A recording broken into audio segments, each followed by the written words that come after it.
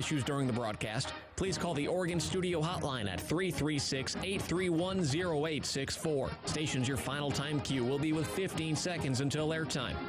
Mark, 15 seconds until airtime.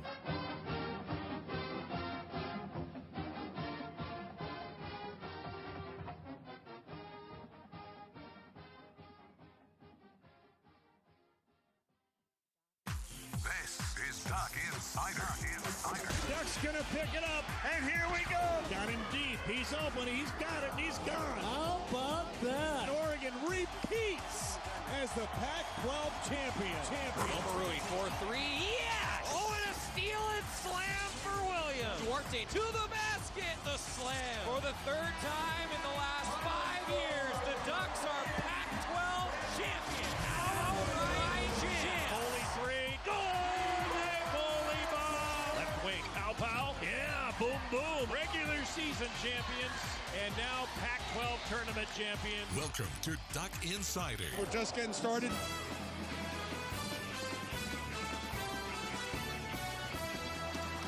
This is Duck Insider on the Oregon Sports Network from Learfield IMG College. Presented by On Point Community Credit Union. Better banking, local solutions. Live from the Country Financial Studio, here's Joey Mack. Postseason basketball continues. The Ducks are back in action against the Beavers. We've got a Pac-12 tournament semifinal coming your way this evening. Oregon and Oregon State, 5:30 is when they will get things rolling. Actually, if you want the inside baseball, it's really actually like 5:40 is when the tip-off is going to be. I'll have the call with a 5 o'clock pregame across the Oregon Sports Network on the radio side. And, of course, it'll be on Pac-12 Network here this evening. The Ducks and the Beavers, after a really nice win in the first game of a really awesome day of Pac-12 tournament basketball yesterday. That was a lot of fun, man. A couple overtime games. You get a really, really good game between Colorado and Cal. It looks like Cal sure has improved. I mean, if you told me that Oregon was going to be in the one uncompetitive game of the day, I'd probably be like, oh, well, that's good. That works out well for the Ducks. Though the funny thing, I asked Coach Altman, because we talked for the Toyota Coaches Corner a little while ago, if you're live with us in the 1 o'clock hour, I asked him, I said, does that matter? Does it matter that the other teams have had to go into overtime and played more minutes, and you guys were able to have Chandler Lawson and Amari Hardy give you big minutes, for example? And he goes, nah. He basically interrupted my question. Was like, I know where you're going with this, Joey, but no. Adrenaline takes over. It doesn't really matter. We'll see what happens. We're going to hear from Coach Altman coming up, and we'll recap what was a really nice win and a really big weekend for the entire conference. I think that the conference is underrated. I've said that, and look, I get it. Like, I'm biased because not just the O on the chest, but also I think I'm biased being a West Coast guy. I think that I'm very aware of that. But, I mean, let's recap if we could, though. So, you get Cal losing by 3 to Colorado. Good game. Then you get a double overtime awesome thriller between USC and Utah, and USC barely able to hang on and win that. And then you also get Oregon State and UCLA playing yet another classic game. I mean, last year, remember, Jared Lucas had to hit a crazy 3. This year, Oregon State beats UCLA 83-79. Both of those teams, that was their first game. None of them had to play in the first round. So now UCLA's heading out. And I think UCLA is still in the tournament, but it's gonna be closer. And then you had Oregon, a 91-73 just absolute drubbing of Arizona State. And the Ducks did make a little bit of history. So I want to tell you about that. We're going to hear from Dane Altman, going to hear from Amari Hardy. Also in action today, track and field national championships. Congratulations to Max Vollmer. He took 6th in the heptathlon. The scoring for the Ducks important, and the first points of the NCAA Indoor Championships belong to Max Vollmer. There is an awesome viewing guide on GoDucks.com. Encourage you to check it out for NCAA Indoor Track and Field Championships that will be rolling over the next couple days and today. Oregon baseball is also in action against the Beavers. That's right, a 5:35 first pitch, 5:15 pregame show with Alex Stimson. He's going to handle the calls all weekend long for Oregon baseball against Oregon State. Mark Wazikowski with a couple great things to say coming up. Graham Abel with Oregon soccer back in action, and Oregon softball an adjusted schedule, but they're also playing the Beavers this weekend. Just one game, non-conference, just one game. But I'm telling you, this is like a mini rivalry weekend. You know, you get baseball and basketball going on at the same time. I'll be doing my best to keep track of all of it. And then you also have softball playing them tomorrow. It's going to be great. It's going to be awesome. All right. Yesterday, 91-73. Couple big takeaways. And DB, I disagree. He says Bruins are NIT bound after Thursday. I disagree with that. Don't wish that into existence. That's bad for the Pac-12. No.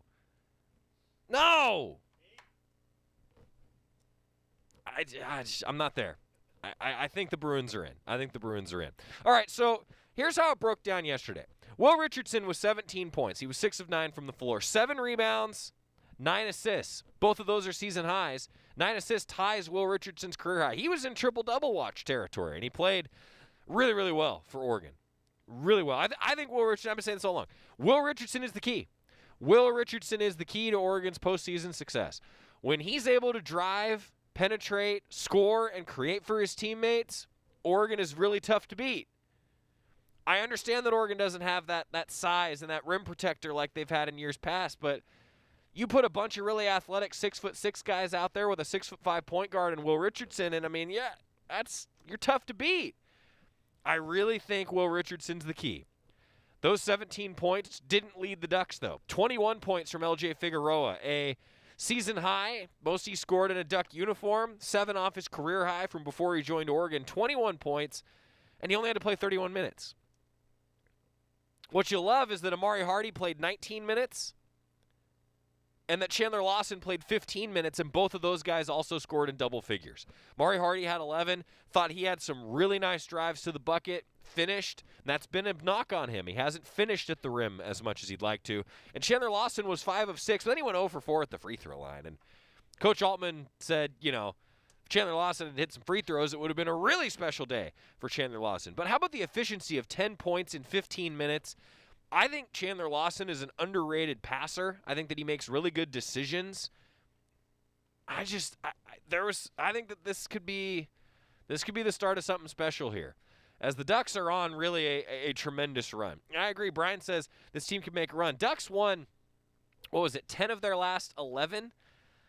And, I mean, that's not bad. So some of the other takeaways. Okay, so it's a 20-win season for the Ducks, by the way. Oregon is now 20-5 overall. That's a 20-win season for Oregon. The 11th straight 20-win season, all under Dane Altman. Every year that Dane Altman has been the head coach for the Ducks, they have won 20 games. You know how many programs around the country would kill for that? I mean, God. Also, it was the 20th. 20 is the magic number, by the way. 20 is our magic number today. It was the 20th tournament win for Dana Altman in the Pac-12 tournament. That is the most all time. Dana Altman has won 20 games in the Pac-12 tournament. And the Ducks are now one of only 4 teams in the nation with 11 consecutive 20-win seasons. The others, Belmont, Gonzaga, and Kansas. So let's rephrase that. The Ducks are one of 2 power conference teams to have a 20-win season in 11 consecutive years. Let me just rephrase again. Oregon has done something in basketball that only Kansas has done at the Power 5 level. If I told all of you Duck fans that was going to be the case 11 years ago when Oregon hired Dane Altman, I think everyone would have been like, sign me up. Sign me up. I am here for that, and that's exactly what Oregon has done.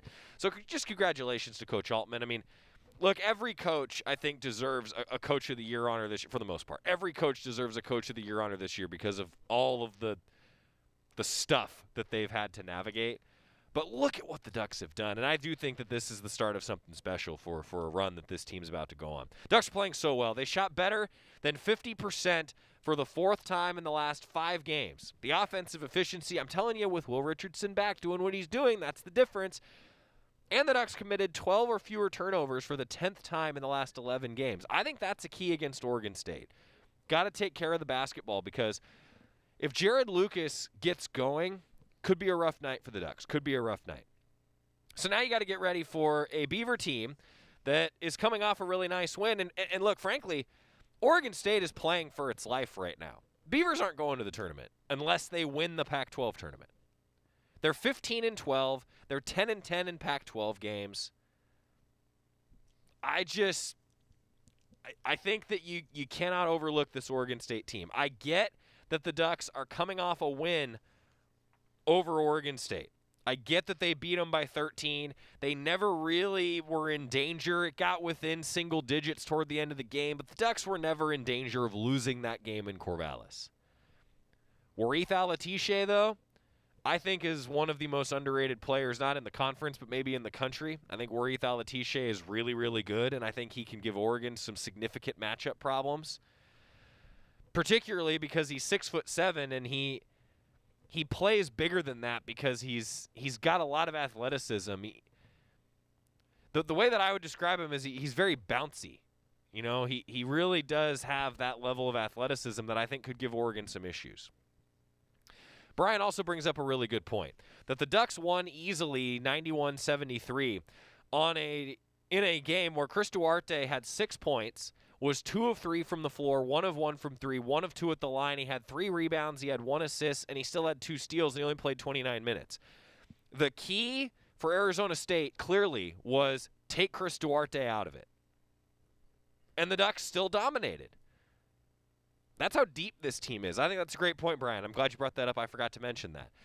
I think that it's a key in this game as well, because you know that Beavers aren't going to let Chris Duarte beat him. I mean, that's an all-conference guy. But Eugene Omoruyi he's so steady, guys. 15 points, 6 of 12 from the floor last night. He had 6 rebounds, 2 steals. That's an all-conference first-teamer as well. So here's what it comes down to. Ethan Thompson is one of the most experienced players and one of the better players, I think, in the conference. If Ethan Thompson is having his way and operating in the paint and dishing and maybe gets the Ducks in some foul trouble because they're having to fight the dribble, and if he gets by them, they're in the paint, I think that's a key. Keep Ethan Thompson from just running the show. Don't let Jared Lucas get hot from 3. The 6'3" sophomore, he's when he heats up from 3, look out. And then I think it's just don't let Warith Alatishe dominate you on the glass. If the Ducks can take care of business in those categories, I like Oregon's chances. It'll be a 5:30 tip-off, 5:40 tip-off on Pac-12 Network for TV. I will have a 5 o'clock pregame show tonight across the Oregon Sports Network as the Ducks get ready to face the Beavers, a rivalry game in the Pac-12 semifinals. We got a lot of other head coaches to hear from in addition to Dana Altman, but first, a quick timeout.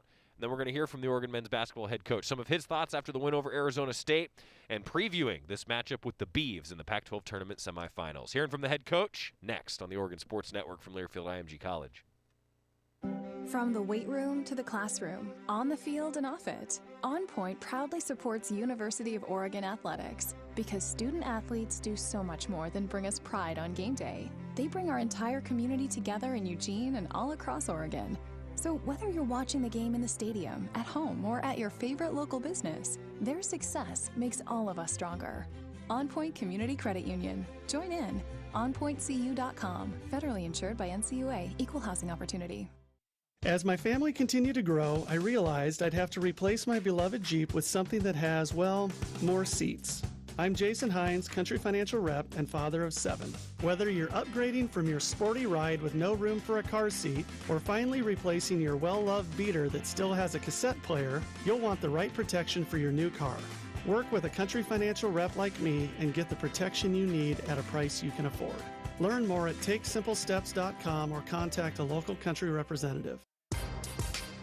Your daily dose of Oregon athletics. This is Duck Insider from Learfield IMG College. Adopt US Kids presents What to Expect When You're Expecting a Teenager. Learning the lingo. Jelly. Jelly adjective. Jelly is a shorter, better way to say jealous. As in, Chloe, I am like so jelly of your unicorn phone case. You don't have to speak teen to be a perfect parent. thousands of teens in foster care will love you just the same. Visit adoptuskids.org, brought to you by the U.S. Department of Health and Human Services, Adopt U.S. Kids, and the Ad Council. I'm little teapot, short and stout. Here is my handle and here is my spout. No, Dad, like this. When I get all steamed up, then I shout, tip me over and pour me out. This is WWE superstar Roman Reigns. It only takes a moment to make a moment. Take time to be a dad today. Visit fatherhood.gov, brought to you by the U.S. Department of Health and Human Services and the Ad Council.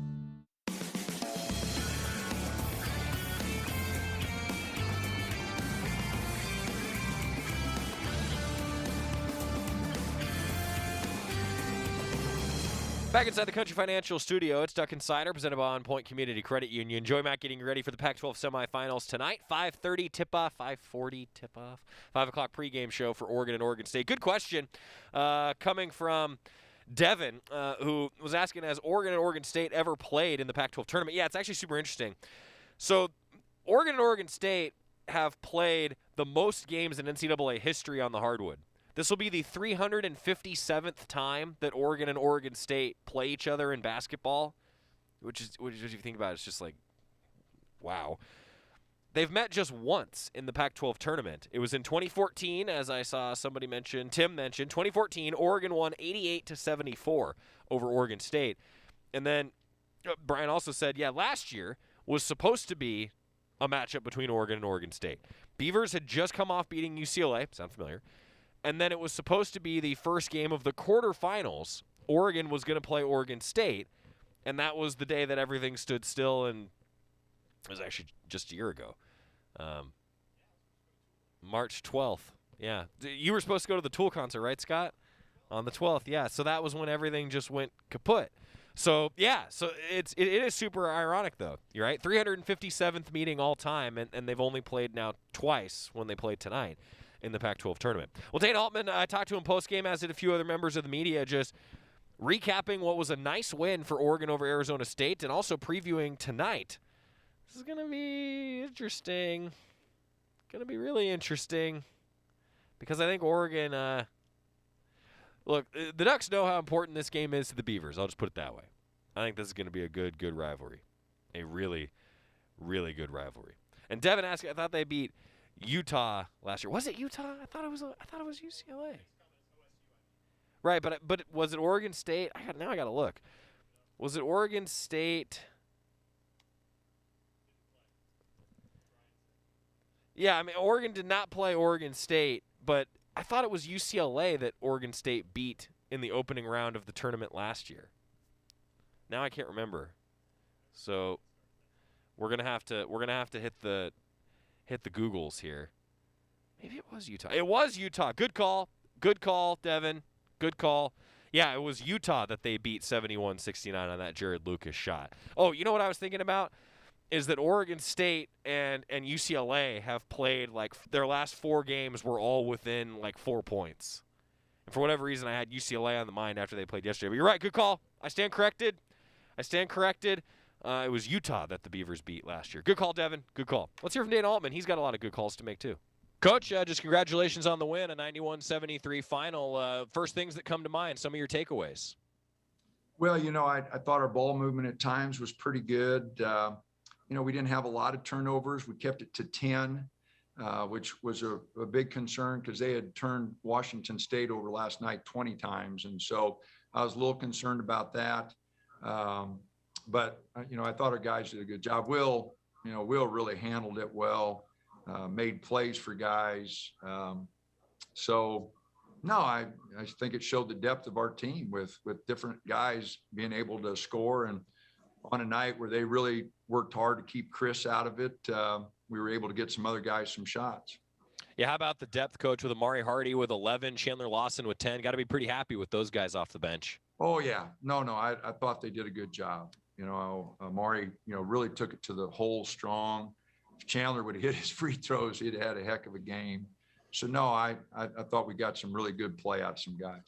Coach, I think you started out 2 of 10 shooting, but I don't know. Do you feel okay about the shot selection? Do you feel like early, shots might start to fall and you'd get things going, or were you concerned at that point? Oh, we were going a little fast, kind of excited. We've seen it before in our first game.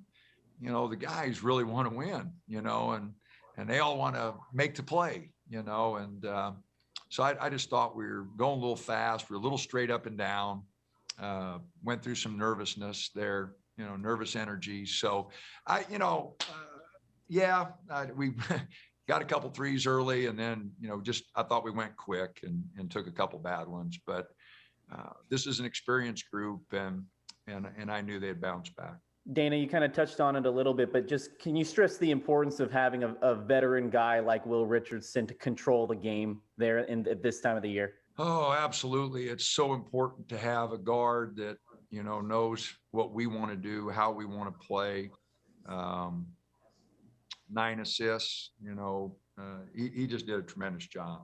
And guard play this time of year, because, turnovers lead to easy baskets. If you're turning the ball over, if guys aren't in the right spot to execute, things don't go well. So Will's organization of our team, his ability to get people in the right spot, that helps our whole team. So his leadership, he's been really good, and we just hope we can keep him going. Earlier in the first half, they were beating you guys on the boards, and you kind of got on them on the sideline. I'm curious, just the overall energy about 10 minutes in kind of changed. Was that just the effort on the boards kind of fueled everything else? Yeah, we were down on the boards at one point, 13-7. We ended up winning by 3, but to come out, I thought their energy, was better. And I think part of that, they were just relaxed and had played the night before, won a big game. So that's what you always worry about in that first game is the other team just being real relaxed and getting off to a good start and putting you in a hole. So the 13-7, I'm not sure which TV timeout that was, but we were a little concerned because we weren't getting on the boards. Coach, you touched on it a little bit with Amari, playing well off the bench today back in his old stomping ground. But what value has he brought to the program this year coming over from UNLV? Well, Amari, Will didn't play the first 9 weeks. I'm not sure exactly how many games. And Amari did a great job of leading us through that. And now his role has changed, and his unselfishness and him being all about the team has helped us. He's our first guard off the bench, and tonight he really got to the hole strong.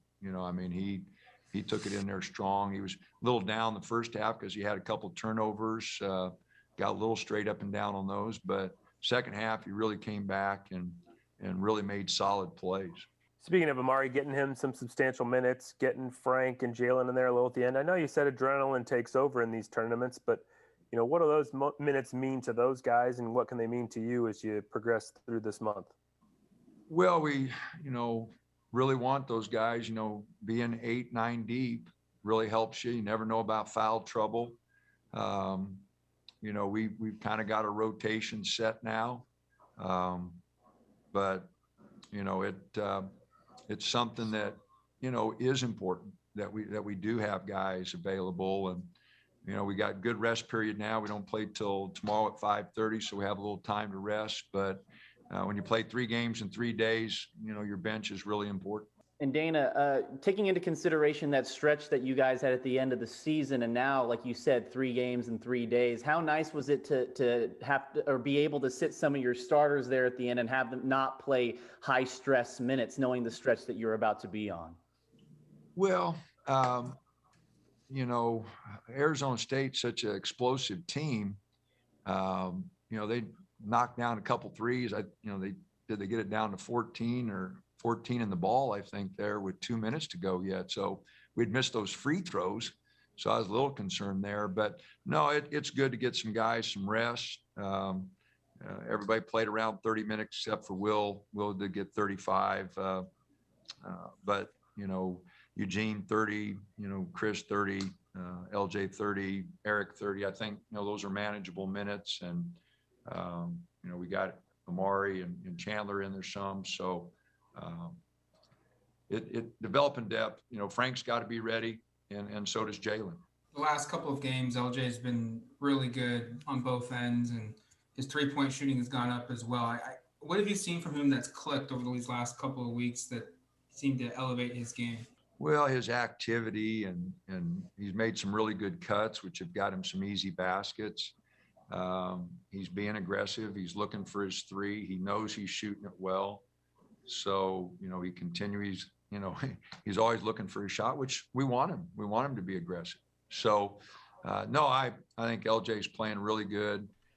Defensively, every now and then he gets a little carried away, trying to go to too many steals, gets himself out of position. But he's given us some great minutes, no doubt. Talking about LJ Figueroa, though, even with those steals, getting himself out of position a bit. I know Coach Altman's talking about this with Chris Duarte, who is second in the Pac-12 in steals at 1.9 a game. Well, you know who's third at 1.6 per game? LJ Figueroa.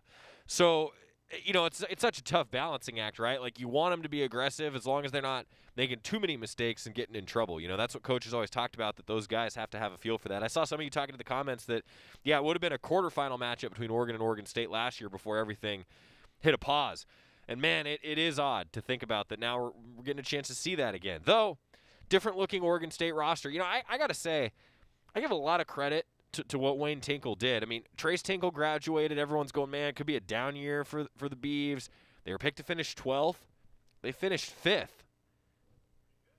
That's not bad. That's not bad. I think you got to give credit to Oregon State, and that's why they're starting to play a lot better here now. Got to be careful with them. Amari Hardy, a couple comments from him because, man, it was cool to see Amari Hardy do so well. That's back to his old stomping grounds. He transferred to the Ducks from UNLV, originally from Detroit, Michigan, and he talked to the media for just a little bit about his play last night, and I think just some cool stuff from Amari Hardy, and I think he could be a real key for the Ducks down the stretch. Yeah, Amari, you guys scored, I think you guys shot 70% in the second half. Offensively, what clicked for you guys in the second period? I think when we get stops, and then we're able to run out, it gives us offensive momentum. And I think we was really able to feed off that. And obviously we had a lot of guys on the board today. It just feels good when you're getting stops. And guys who not usually get on the board. And then we just feed off each other's energy. Mari, congrats on the victory. Just for you, I know your role has changed a little bit throughout the course of the season, but obviously now it's March and you're getting a chance to play as a top seed in the Pac-12 tournament and make a run here in March. Just how much, this experience at Oregon, how much of this have you enjoyed, being a part of the winning program since transfer from UNLV? Yeah, I've enjoyed it a lot. Just being on the winning team and just embracing, the opportunity of being able to play here, embracing the journey. Just being selfless in this whole experience and, just enjoying each and every day. Each and every day presents its own problems, its own opportunities. And I've went about it in a positive way, just uplifting my teammates and just staying positive throughout the whole season. Amari, how cool was it just to be back in Las Vegas and have a game like you did today? It felt really good, especially when we landed. I felt pretty much at home. Although I'm not from here, I spent a good deal of time here. I was at UNLV, but it felt good. I played in this arena a couple of times since I was in college. So although it wasn't a lot of fans, I felt like we brought great energy, and it just felt good to be back in Las Vegas. I just thought that was great stuff from Amari Hardy. Honestly, just talking about a journey that's just cool to root for. Right now, he gets a chance to play for the Ducks, and yeah, I think it's been pretty impressive. There's an interesting comment from Devin. I think Tinkle should be Coach of the Year. To be honest with you, my power rankings for Coach of the Year, Dane Altman, Wayne Tinkle, the field. All credit to Andy Enfield. I mean, he's done good stuff, don't get me wrong, but to me, the way that USC finished, and they did beat the Ducks, so I get it. The Trojan fans are going to hear this, and my buddy Jordan Moore, who calls the games for USC, is going to be like, come on, Joey, as soon as I say this, but I'm going to say it to all of you because obviously no Trojan fans are watching Duck Insider, I hope. I'm going to totally regret this. Look, I mean, yeah, they beat the Ducks. Don't get me wrong. That was an impressive performance by USC. They beat Oregon 72-58. That's the one loss that Oregon has after they've won 11 of their last 12. But they didn't finish well. They didn't finish well. If they hadn't, for lack of a better description, blown it against a few teams they should have beaten, then we're not even having this argument about, well, they played 2 more league games than the Ducks, so even though the Ducks have a higher winning percentage, the Trojans won more games. Well, the Ducks didn't make the rules. Conference did. Conference made the rules, and the Ducks won. I don't know what else to say. I really think that the job that Wayne Tinkle did deserves a lot of credit, man. He got the Beavers a first-round bye.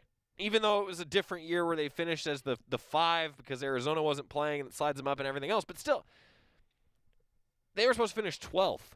And they got a first-round bye in the Pac-12 tournament. You know, I think sometimes the coach of the year, it should be that, right? It's, man, that's a good coaching job with the expectations. Now, Dana Altman, though, I mean, look at the way they finish, guys. I mean, I understand that this is what Coach Altman always does, but just look at how they finished. And, yeah, Devin says USC is loaded, picked to finish first. Well, I think they were picked to finish. I think they were picked to finish 4th. Because it was ASU, UCLA, Oregon, and then I think USC in the preseason poll. Let me double-check that.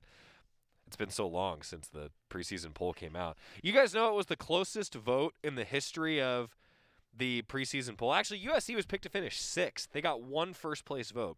It was UCLA, Arizona State, Oregon, Stanford, Arizona, USC, Colorado, Utah, Washington, Cal, Washington State, Oregon State. That was the preseason poll.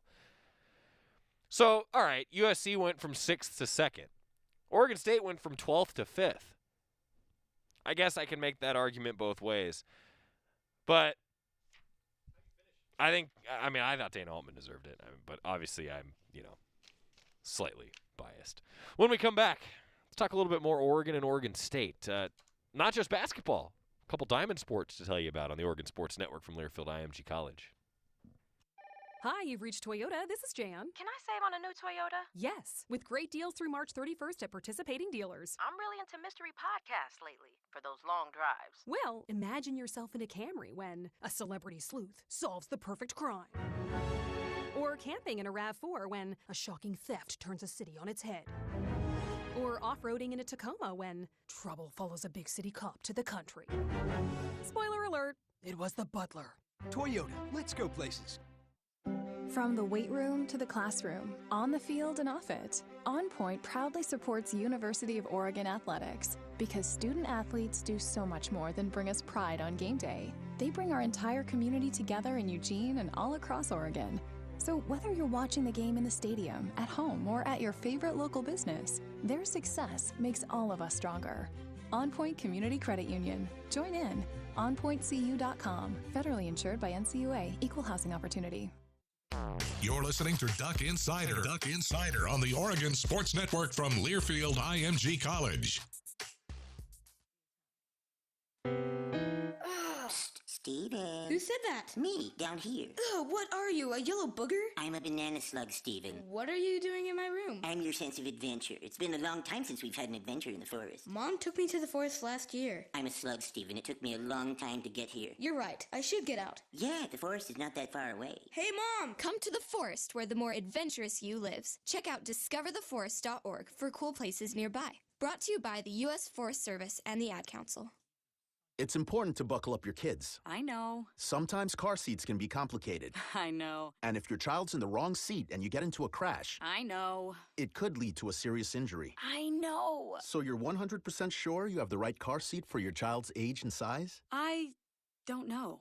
Don't think you know. Know you know. Car crashes are a leading killer of children 1 to 13. Make sure you have the right car seat. Visit safercar.gov/the-right-seat. A message from the National Highway Traffic Safety Administration and the Ad Council.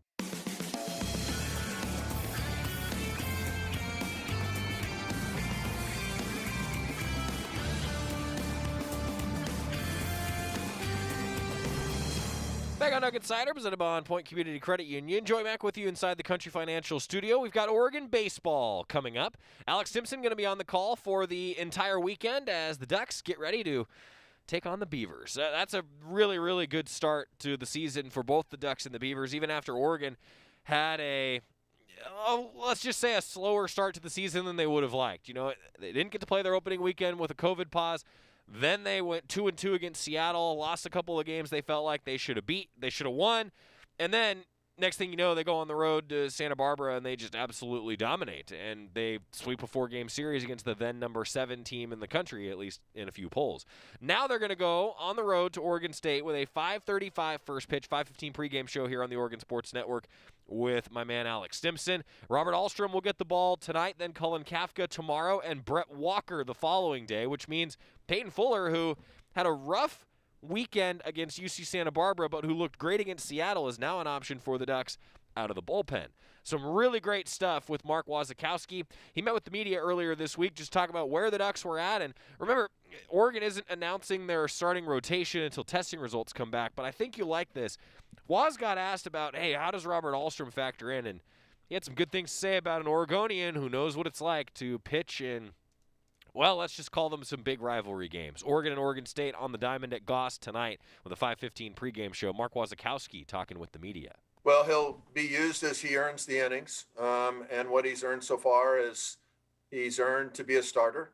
We've known that through the scrimmage innings he threw, and then this last weekend, his presence, his intangibles, his confidence are all things that are tremendous. He's a very, very good competitor. He's the kind of guy that wants to beat you no matter what he does. Ping pong or anything else. He's that kind of guy. And this last weekend, he showed poise, he showed confidence, he set a tone, and I would anticipate using him as one of our key starters moving forward. Hey, Coach, I was wondering about Aaron Zaval. You know, he's pretty much been an on-base machine this year and last year, but this series he showed some power with a couple home runs. Where did that come from, and what have you seen from him and his growth as a hitter?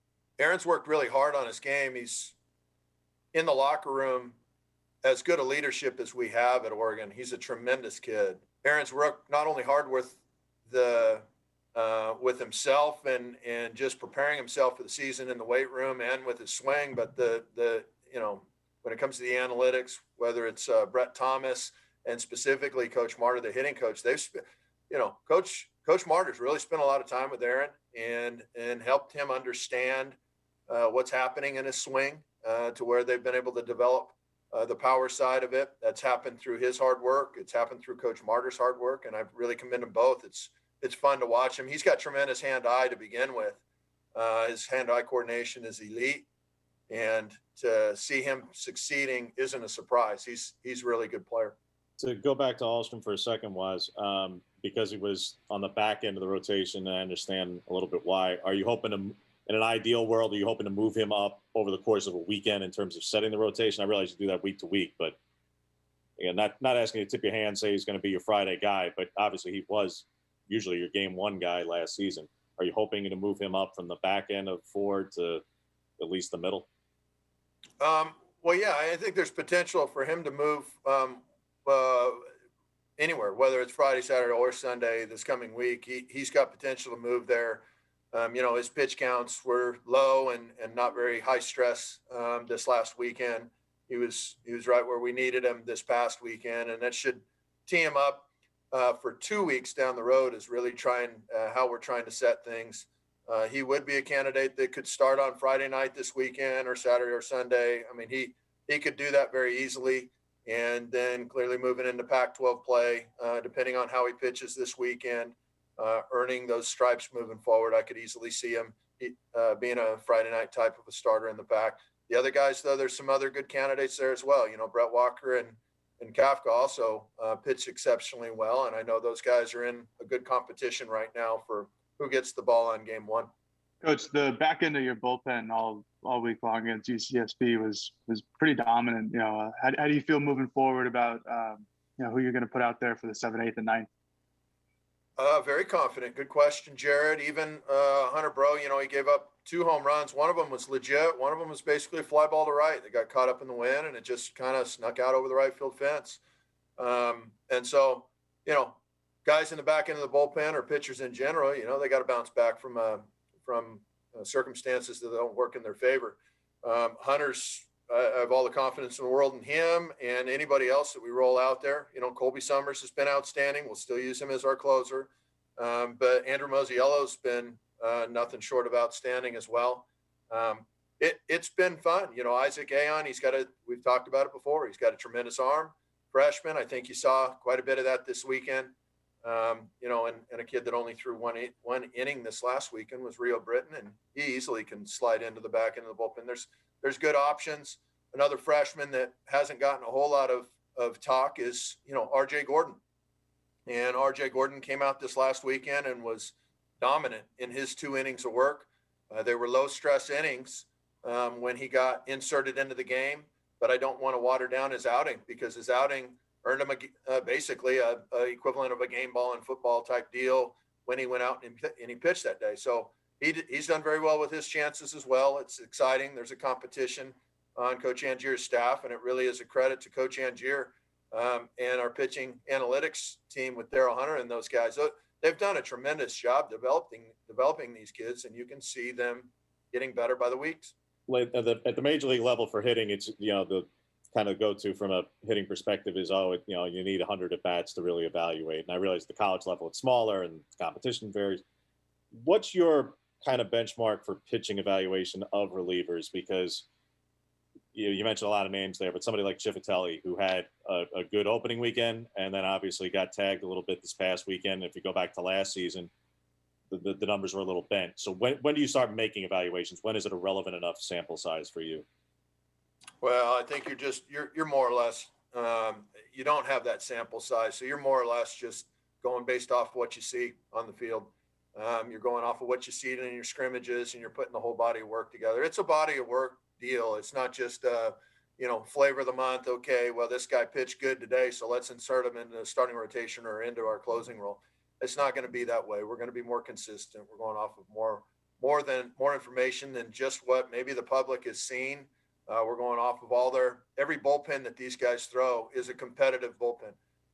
There's a winner, there's a loser. They pitch against each other. There are things that are done behind the scenes that the public doesn't see that gets evaluated at a high level to help us with our decisions going into game days. And so, game days, that's another piece of sample information for us to throw into the equation. But we look at the entire data set for us to make decisions, and that's how we will moving forward. You said after last series that you guys need to hit better, and clearly you guys did that. What would you say is the biggest change or improvement that led to better results this weekend?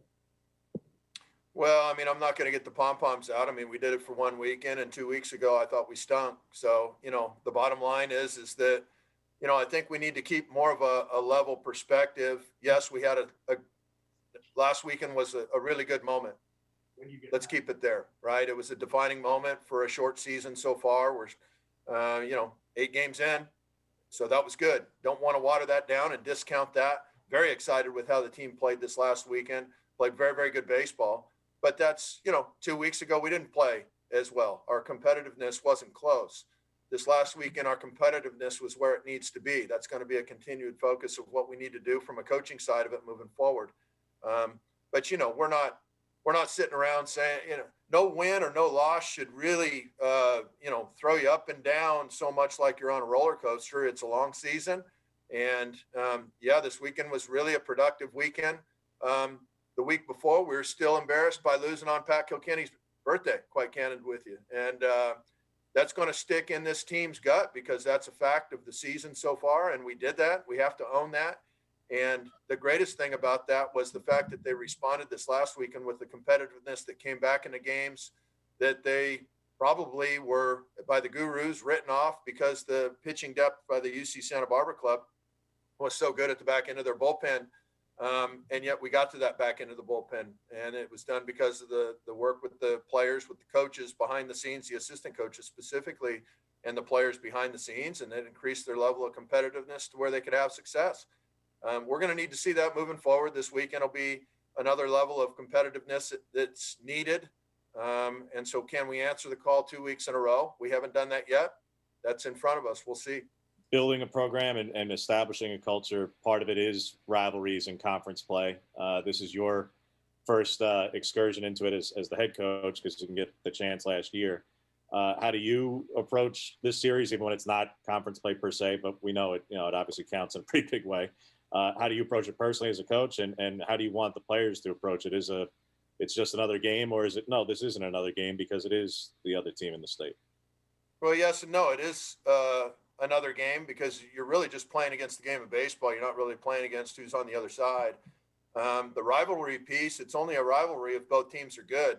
If it's a lopsided deal, one side's winning a bunch over the other, that's not a rivalry. That's a butt kicking. And for me, it's real simple. It's our job to make this thing a rivalry. And the way you do that is you do it by year. Last year it could be extremely competitive. It's all about what it is this year. And if it's extremely competitive, then great, it'll be a rivalry. And if it's not, then it's not a rivalry. Does it matter that you're playing against Oregon State or somebody else, UCLA or somebody else that's highly ranked? Well, UC Santa Barbara was highly ranked last weekend. They were 7th in the country, and we beat them at their own park 4 times. That was a big deal. This weekend, we get a chance to go on the road again, play against a very good ball club. They happen to be in our state. We like the opportunity to be able to play against other good players and other good programs, which is what we get a chance to do this weekend and the weeks coming forward. So to answer the question, yes, it is a little bit of another game, but the rivalry for the fans in the state of Oregon, that's a big deal. It's a big deal for me to be able to put a baseball team on the field to where we can have a rivalry. And it's a big deal for me to be able to answer to coaches in our state and our footprint and say, yeah, we're for real. And, that's not just something you can pick up a phone and say, hey, coach, by the way, we're for real. And so send your players to us. Oh, you got to show it on the field. You got to show those people out there, the fans, the community, the coaches, the recruits, all that kind of stuff. You got to show that stuff through your play and your competitiveness. Don't you love that from Coach Wazikowski? I mean, he doesn't beat around the bush, calls it like it is, and yeah, this one does mean a lot. 5:30 tonight, Oregon and Oregon State at Goss. 1:30 Saturday and 1 o'clock on Sunday. Alex Simpson will have the call with pregame beginning at 5:15 tonight, 1:15 on Saturday, and 12:45 on Sunday. You'll hear from Mark Wazikowski next on the Toyota Coaches Corner if you're live with us in the 1 o'clock hour. Up next, how about a little bit of Oregon soccer action? Graham Abel with some good things to say, and your full weekend preview after this on the Oregon Sports Network from Learfield IMG College. Hi, welcome to the Spicy Drive-In. May I take your order? Can I get the spicy chicken sandwich, please? The spicy chicken is an excellent choice, sir. And to drink? Whatever's fine. Oh, may I make a beverage pairing recommendation this evening? Sure. If we are feeling especially bold tonight, sir, I would recommend the Mountain Dew with that. It's bravely unrestrained with a very alive aroma that pairs wonderfully with your spicy chicken. It's followed by a hint of zesty citrus flavor. Yeah, that sounds amazing. I'm sure you already know this, sir, but remember to appreciate the nose first by giving the Mountain Dew a little swirl to really volatilize it. What? To change the flavor compounds and activate your taste buds to get them fully primed for that chicken sandwich. It's delicious.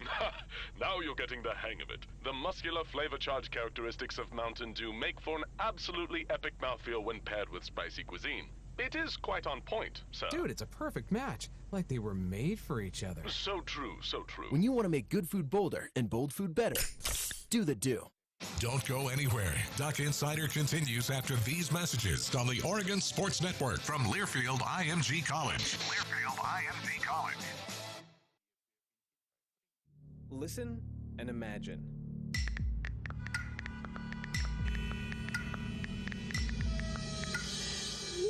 It takes 5 seconds to send a text, and for those 5 seconds, you're driving blind. Life is worth more than a text. Stay alive. Don't text and drive. Visit StopTextStopWrecks.org, a message brought to you by the National Highway Traffic Safety Administration, Project Yellow Light, Noise, and the Ad Council. Everybody buckle up. Buckle up. Let's go. Buckle up. Can we go to the store? Mom, buckle can we get up. some ice cream? Everybody, buckle up. A lot goes on in the car, but you're in control. So only move when you hear the click that says they're buckled in. Never give up until they buckle up. Learn more at safercar.gov/kidsbuckleup. A message from the National Highway Traffic Safety Administration and the Ad Council.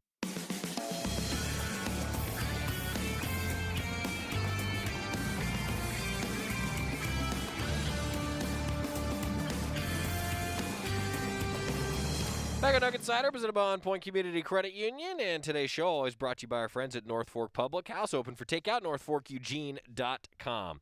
Well, we're talking about Oregon soccer. The Ducks will be in action this evening, 7 o'clock start against Arizona State. Oregon looking for a little bit of a bounce back after it was a Well, a bit of a rough weekend down in Southern California. Ducks were riding high a bit after beating Stanford, but since have lost 3, even though Graham Abel says they're getting better and better. The head coach of the Ducks met with the media yesterday to talk a little bit about where his soccer squad is at. I don't think the results really, reflect the performance, especially the USC game. I thought we were really good, to be honest with you. Pressed the ball exceptionally well against USC, created, a massive amount of, goal scoring opportunities, and we just didn't put the ball in the back of the net, which ultimately that's the name of the game. And UCLA, the goal we conceded, it was something we discussed as a team, and we felt as a team was preventable. And then we ended up getting caught chasing the game. When you're 1-0 down against teams of that quality, they have players that can hurt you when you get caught chasing a game. But again, progress. I mean, we come away from the weekend and looking at it, compared to playing, teams like USC, Stanford, and UCLA. When you're creating over those 3 games and you're creating more chances than what they're creating against you over the 3 games, then that's progress. Now our next step is ball in the back of the net. Coach, we were unfortunately not able to watch that first UCLA game. It wasn't on stream anywhere. Can you kind of tell us about, I've been able to watch UCLA this year at all, what they did well against your team? They've got really good players, obviously. They've got a couple of national team kids that, kids that have been with the senior national teams, and they exposed space when we attacked. It was as simple as that. The first goal, they were able to get onto a wide area. Once they brought it back around, we didn't quite get out to step to the ball. They really hit a shot from just inside the 18-yard box. And then the second and third goal, they were able to expose space behind us when we were kind of pushing for a goal. So they took advantage of it. All credit to them for taking advantage of us once we were trying to grab that goal. Yeah, Graham, listening to your opening statement there, despite the losses, it seems like, you have a path that you want this team to go forward, and your mindset seems, pretty driven that way. I'm just curious about the mindset of the team. Do you feel like they're still, despite these, this string of losses, that they're still, their mindset is still in the right frame that you want it to be? Yeah, they see the progress. They see the progress. They understand that, we should have gotten something out of the game versus USC. I didn't have to sell that to them. They knew that. And when we look at the different kind of performance factors and different type of performance keys that we were looking for from, especially the USC game, they know that we're not far away from where we need to be. But once we get to that place, we're going to keep going to a place that's even past that as well. So, they're in a good place. Training's been awesome. The buy-in and just the overall quality of the training has been really good as well. Good stuff from Graham Abel, head coach Oregon soccer. 7 o'clock start tonight in Eugene, Oregon against Arizona State.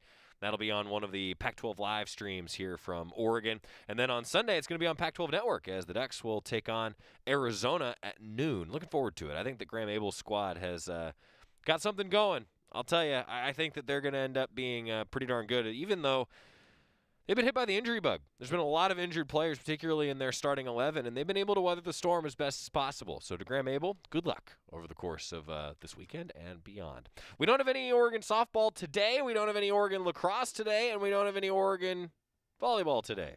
We'll tell you about the full weekend schedule, though, when we come back on the Oregon Sports Network from Learfield IMG College.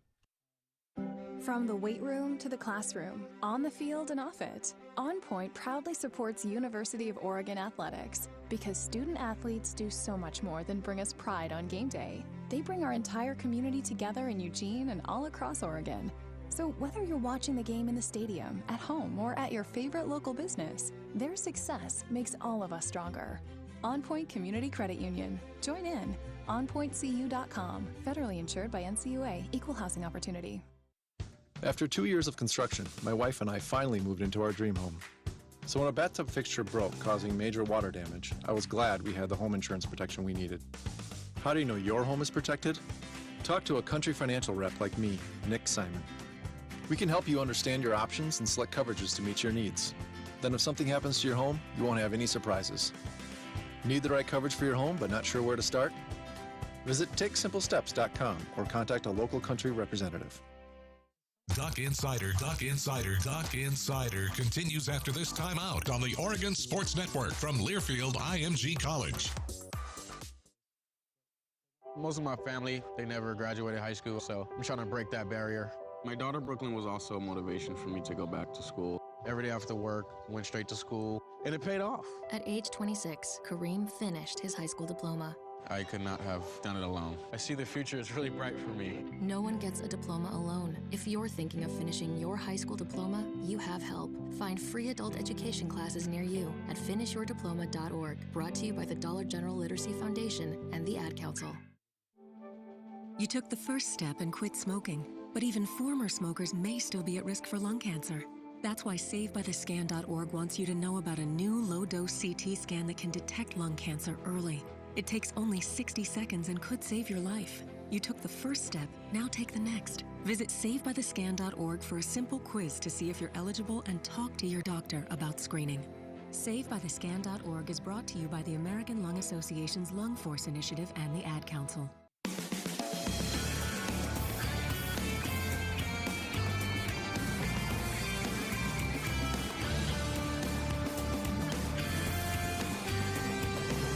Back on Duck Insider, presented by On Point Community Credit Union. Our thanks to our friends at the William Valley Cancer Institute and Research Center. Fight like a duck with cancer care you can count on at WVCI.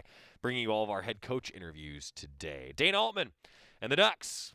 5:40 tonight when Oregon will tip off against Oregon State. Pac-12 tournament semifinals. Then if Oregon wins, 7:30 tomorrow. Looking forward to it. I hope that things go well for a lot of Ducks that are in action against the Beavers this weekend, because we've got Oregon basketball tonight against Oregon State with that 5:40 tip-off on the Pac-12 Network, and, of course, a 5 o'clock pregame show here on the Oregon Sports Network on the radio side.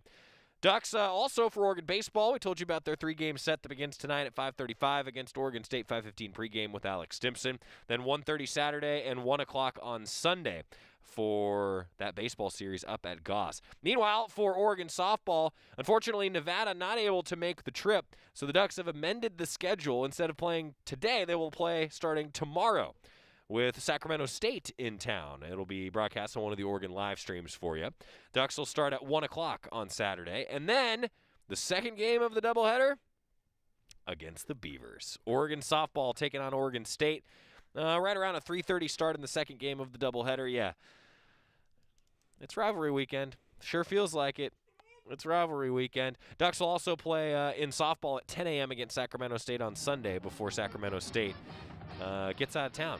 Oregon softball, and then, of course, Oregon soccer, 7 o'clock tonight and noon on Sunday. Live stream tonight, Pac-12 Network on Sunday. Our friends at KWVA will have the radio broadcast. No lacrosse, no volleyball because of COVID protocols, but we still have the track and field championships as well. Good luck to Robert Johnson and the Ducks. Viewing guide on GoDucks.com. We got a lot going on. Been a fun week. We'll see you for a lot of broadcasts this weekend. When you went car shopping, you meant business. You aced vehicle history searches and test drives. You out-salesmaned the